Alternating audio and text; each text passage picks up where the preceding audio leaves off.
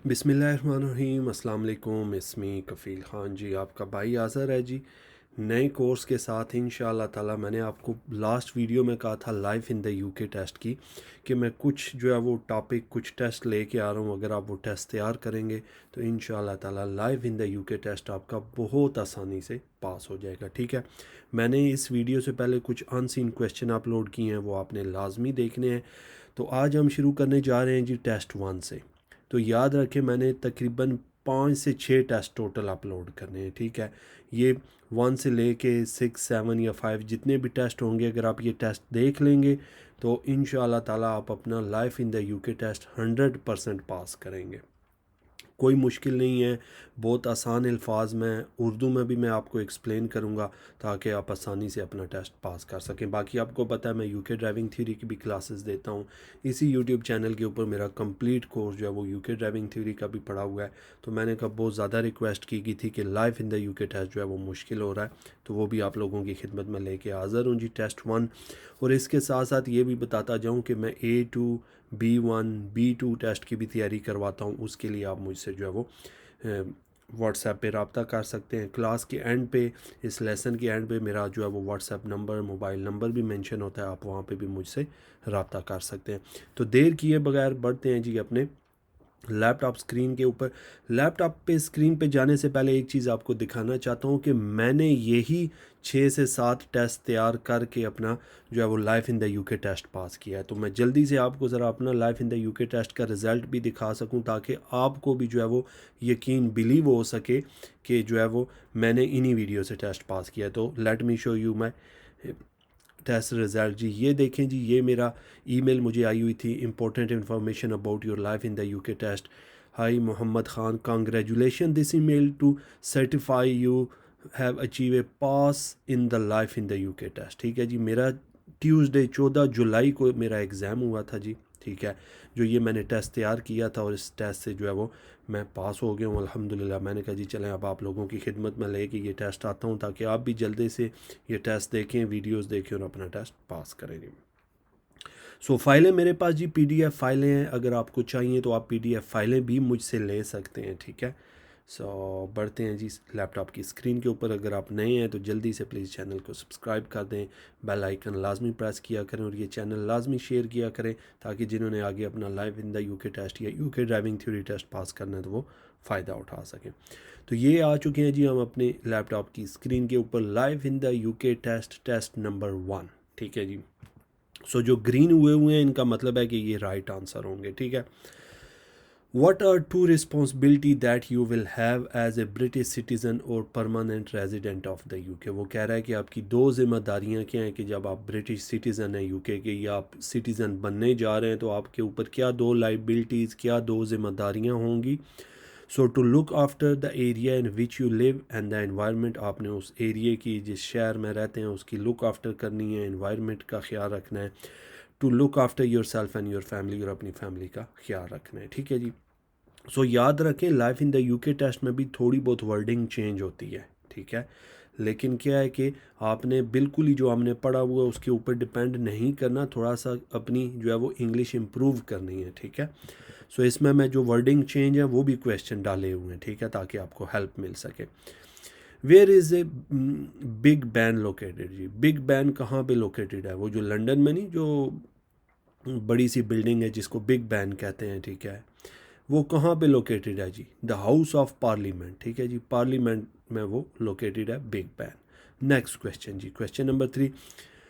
When were man and women given the right to vote at the age of 21?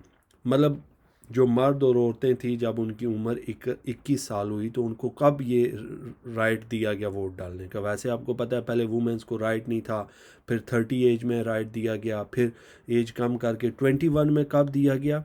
1928 में जो है वो औरतों को और मर्दों को राइट दिया गया कि वो वोट डाल सकते हैं 21 उम्र में। ठीक है जी, पहले 30 थी, उससे पहले औरतों को राइट ही नहीं था वोट डालने का। So where is the UK geographically located जी? जियोग्राफिकली जी यूके लोकेटेड कहाँ पे है, कहाँ पे मुश्तमिल है, किस मतलब सिमत में आता है UK? North west of Europe. ठीक है जी, नॉर्थ मगरबी, वेस्ट।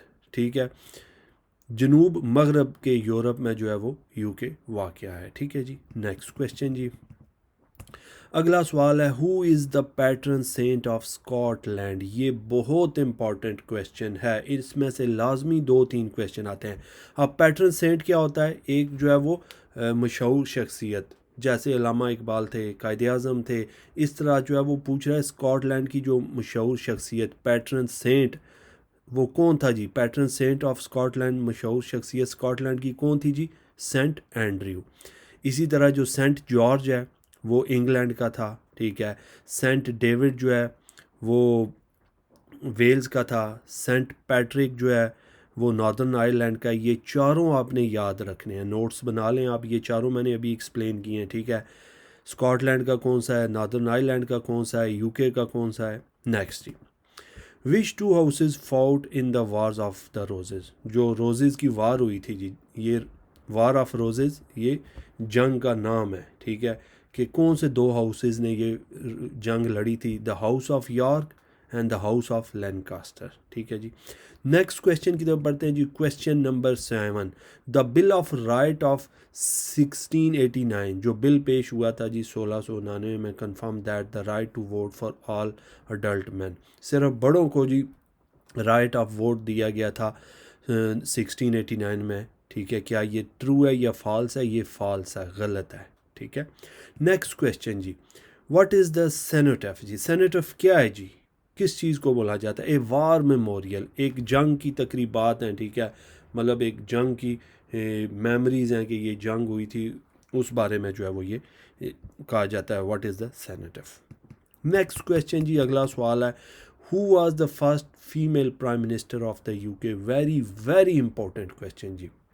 ये हमेशा आपके life in the UK test में आएगा कि यूके की पहली जो फीमेल प्राइम मिनिस्टर थी उसका नाम क्या था जी? Margaret Thatcher.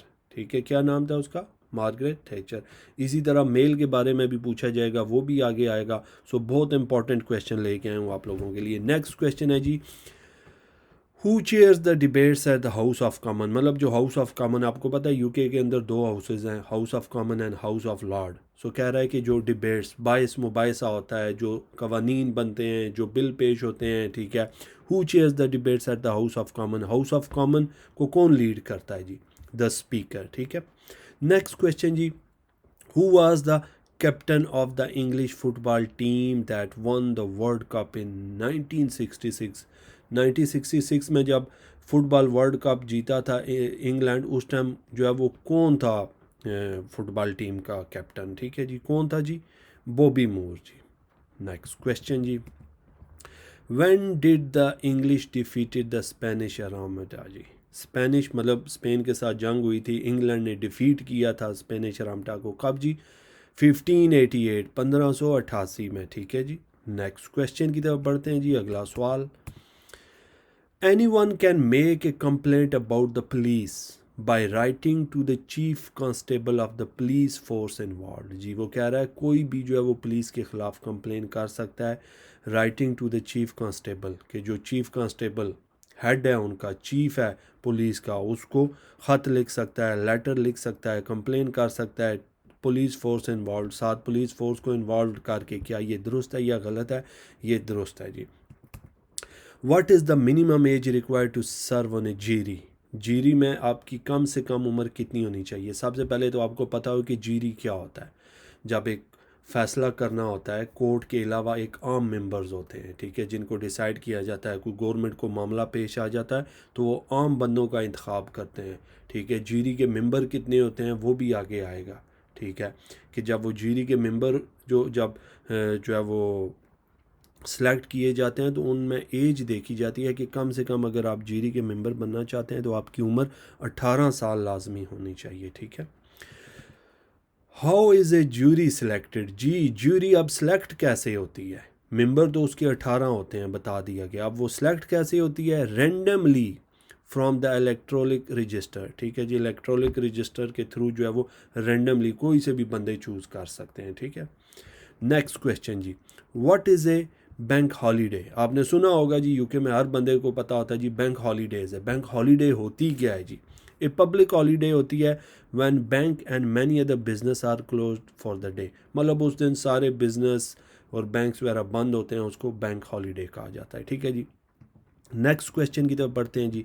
Question number 17, what will you be given to vote before a general election take place. जी, मतलब जब इलेक्शन आते हैं तो उससे पहले आपके घर भी पोस्ट हो जाती हैं। क्या वो पोस्ट करते हैं जी? ए पोल कार्ड भेज देते हैं, या जब आप पोलिंग स्टेशन जाते हैं तो वहाँ पे आपको पोल कार्ड दिया जाता है जिसके थ्रू आप अपनी वोट कास्ट करते हैं। ठीक है जी।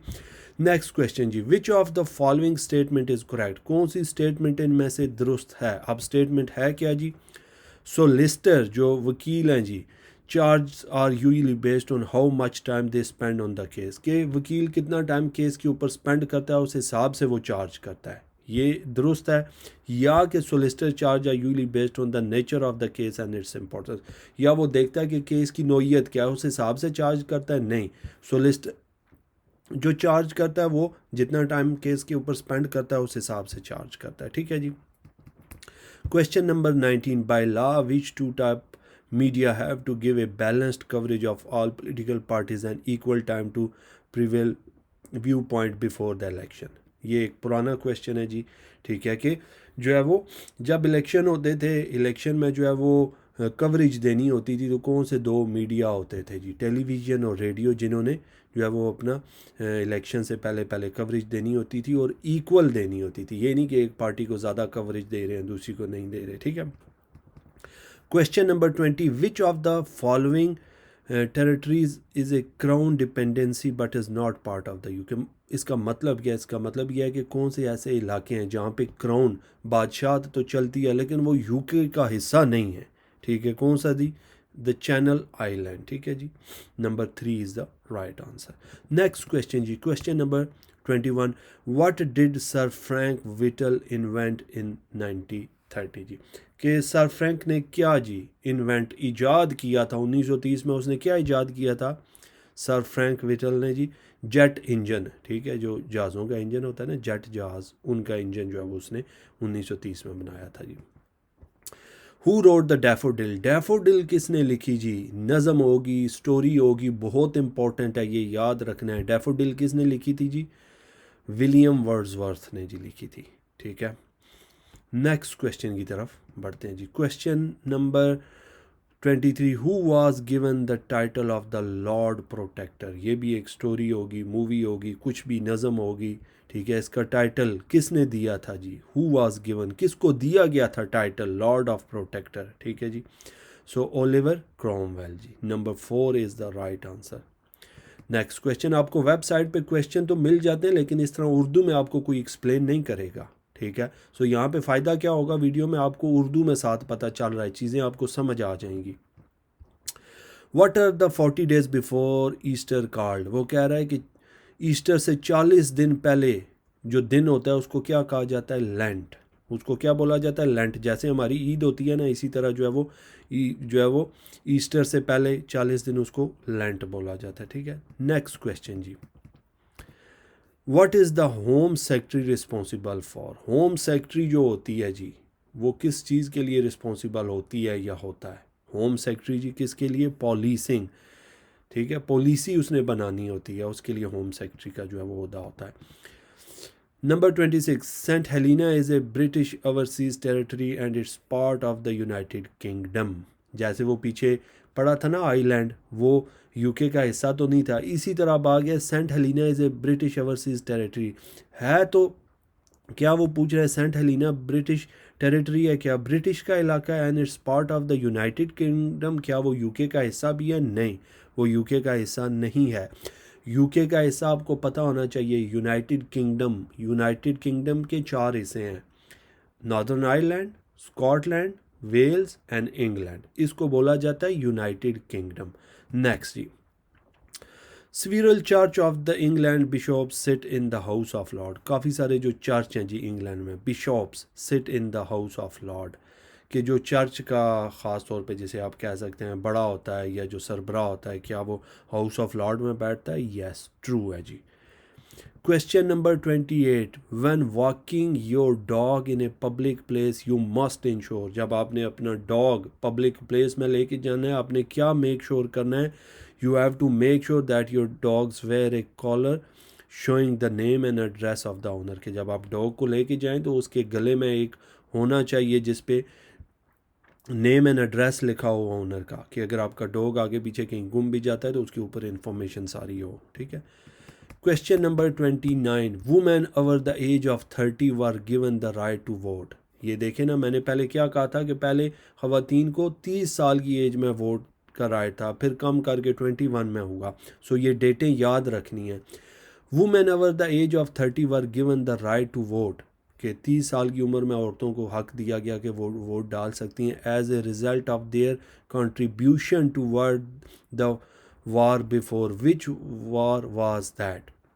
जब औरतों ने जंग में हिस्सा लिया तब इन्होंने कहा जी कि अब औरतों ने भी हिस्सा लिया है जंग में, तो अब हम इनको राइट देते हैं कि ये भी वोट डालें। पहले औरतों को हक कोई नहीं होता था कि वो वोट कास्ट कर सकें। तो कौन सी जंग में जब औरतों ने हिस्सा लिया तो फिर उनको जी राइट दिया गया? द फर्स्ट वर्ल्ड वार, जब पहली वर्ल्ड वार हुई औरतों ने हिस्सा लिया तो फिर इन्होंने कहा कि अब औरतों को भी राइट दिया जाए कि वो वोट डाल सकती हैं एज ऑफ 30 साल की उम्र में, ठीक है। When did Ireland become a republic? Ireland Republic कब बना, एक कंट्री कब अलग से बन गया? 1949 में, ठीक है जी। नेक्स्ट क्वेश्चन जी, where did the first farmers come from, जो पहले फार्मर थे जी वो कहाँ से आए थे? किसान कहाँ से आए थे जी? साउथ ईस्ट ऑफ यूरोप जी, ठीक है। जनूब मशरकी जनूब से जो है, मशरकी यूरोप के मशरकी जनूब से जो है वो फार्मर आए थे, ठीक है जी। नेक्स्ट क्वेश्चन जी, who was an important contributor to the pop art movement of 1960? 1960 में जो एक पॉप आर्ट मूवमेंट हुई थी, ठीक है, उसमें सबसे ज़्यादा कंट्रीब्यूट हिस्सा किसने लिया था? किसने जी? डेविड हकनी ने, ठीक है। Number 1 is the right answer. Next question जी, who became prime minister and was inspirational leader to the British people during World War II? जब वर्ल्ड वार 2 हुई थी उस टाइम कौन प्राइम मिनिस्टर बना था और उसने इंस्पायरेशन था दूसरों के लिए, उसने जो है वो दूसरों को क्या कहते हैं, ख़ास तौर पे वार के दरमियान जब अपनी कौम को या अपनी नेशन को जो है वो सपोर्ट किया जाता है, तो वो कौन था जी? विंस्टन चर्चिल था, ठीक है। सो विंस्टन चर्चिल जो है वो, इसके बारे में और भी क्वेश्चन आएंगे कि सबसे जो लंबा प्राइम मिनिस्टर रहा यूके की हिस्ट्री में वो भी विंस्टन चर्चिल था, ये याद रखना है, ठीक है। Who led the first invasion of Britain? Britain के ख़िलाफ़ किसने जो है वो इन्वेजन, कब्ज़ा करने की कोशिश की थी? Who led first invasion Britain जी? जूलियस सीजर जी, ठीक है। Who led the first invasion? Next जी, under which king did the Anglo Saxon kingdom is England united to defeat the viking? Viking भी आपको पता है कि वाइकिंग कहाँ से आए थे? नॉर्वे से आए थे। ये जब तक आप प्रॉपर हिस्ट्री नहीं पढ़ेंगे आपको समझ नहीं आएगी, लेकिन आप हिस्ट्री में जाने का टाइम नहीं है, सो शॉर्टकट आपको एक्सप्लेन कर दूंगा। Which king did the Anglo Saxon kingdoms in England united to defeat the Viking? ठीक है, वाइकिंग नॉर्वे से लोग आए थे जिन्होंने बरतानिया पे कब्ज़ा कर लिया था। फिर किस बादशाह के दौर में जो है वो वाइकिंग्स जो नॉर्वे से आए थे जिन्होंने इंग्लैंड पे कब्ज़ा किया तो उनको शिकस्त दी थी? किसने शिकस्त दी थी जी? किंग एल्फ्रेड द ग्रेट ने जो है वो वाइकिंग को शिकस्त दी थी, यूके से उनको निकाला था, ठीक है।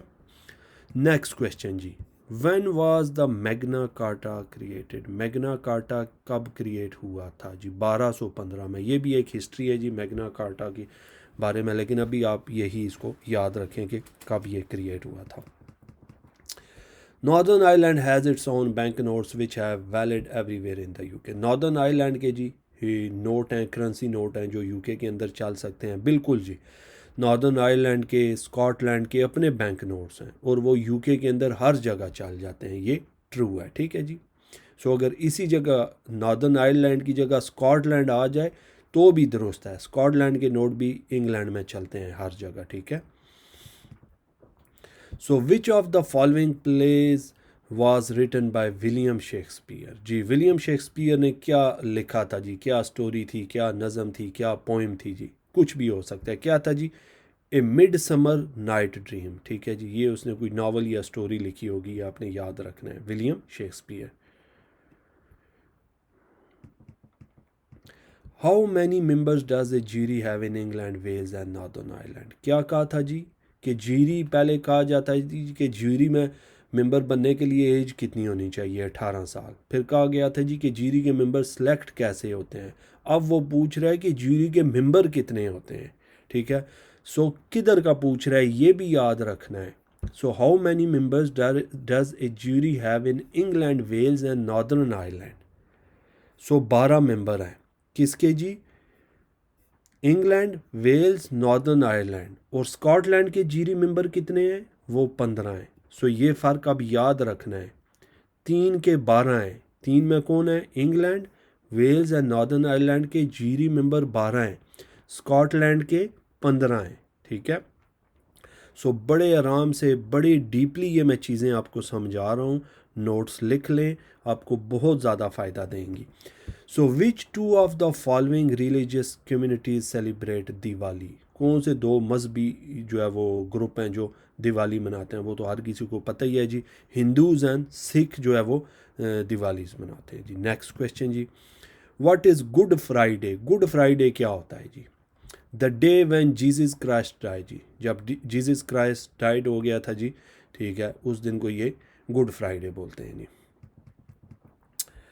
Saint Patrick day is public holiday in Northern Ireland.